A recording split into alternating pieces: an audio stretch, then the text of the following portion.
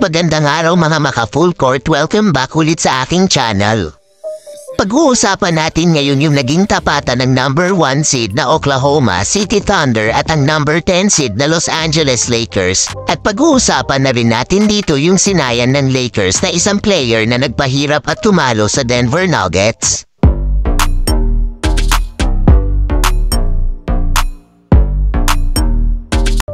So nagharap na nga ang muling tapatan ng number 1 seed na OKC Thunder at ang number 10 seed na Los Angeles Lakers.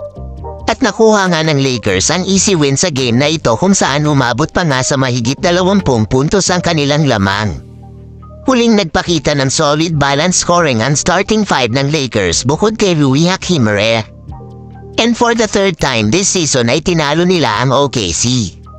Sa season na ito ang standing nila ay 3-1 in favor of Lakers. Kahit nga nasa tuktok ng standings ng OKC, tila ba ay easy matchup na ito para sa Lakers. Kaya naman ang mga fans nga ng Lakers ay kumpiyansa nga sa matchup ng OKC kung sakaling magkatapat man sila sa playoffs bilang ang number 1 and number 8 seed o kaya naman number 2 and number 7 seed. Tila ba kung ano nga ang Lakers sa Denver ay ganon ang OKC sa Lakers. Just know how to beat this team despite the big difference sa record.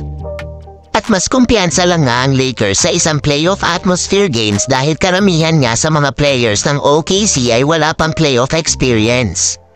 Ang MVP candidate Shai Gilgeous-Alexander nga ay hindi pa nasubukan sa depensa na pang-playoffs kung saan napag-aaralan ng kanyang tendencies. At bawat game nga ay mag-a-adjust ito at kailangan nga dyan ni SGA na gumawa ng read while playing. Ayun nga sa mga posts sa social media ng ilang Lakers fans. Parang Memphis Grizzlies lang nga daw ito kapag nagkaharap sa playoffs.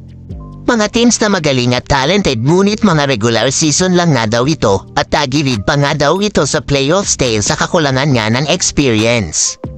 Kayo ba mga maka-full court kung sakaling magkaharap ang Lakers at ang OKC sa first round ng playoffs? Sa palagay nyo ba ay magagawa ng Lakers ang ma-upset o mapapatunayan na ng OKC na panahon na nila ngayon? Samantala pumunta naman tayo sa ating susunod na pag-uusapan yung sinayan ng Lakers na isang player na nagpahirap at tumalo sa Denver Nuggets. Sa huling panalo nga ng Lakers laban sa Nuggets ay si Thomas Bryant na naging X-factor ng Lakers kung saan nagtapos ito na may 21 points at 6 rebounds.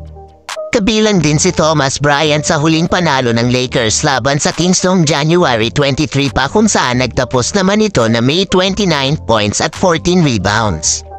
Solid season na naging laro ni Thomas Bryant sa Lakers last season dahil nag-average ito ng 12.1 points at 6.8 rebounds per game. Pero dahil sa mababang minuto na nakuha ni Thomas Bryant mula nang bumalik si Anthony Davis mula sa injury, nag-request ito sa Lakers ng mas better situation kaya nagpa-trade ito ng team at napunta sa team ng Denver Nuggets. At nakuha naman ng Lakers ang guard na si Dave Unred na hindi rin ganong nagamit ng Lakers. Hindi rin naman nagamit si Thomas Bryant ng Denver at mas mababang minuto lang ang nakuha. Nag-average lang siya dito ng 11.4 minutes per game.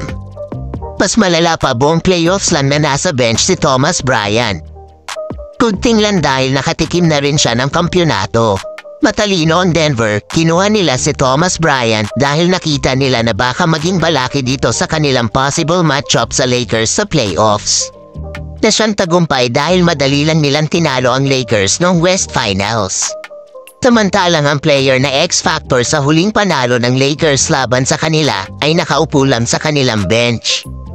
Anong masasabi nyo dito mga maka-full court, tama ba na binitawan nila ito? At yun lamang po mga ka-full court ang hatid kong balita ngayon. At kung nagustuhan nyo yung aking video, mag-subscribe na lang po kayo or like at para updated po kayo sa mga bagong kong video.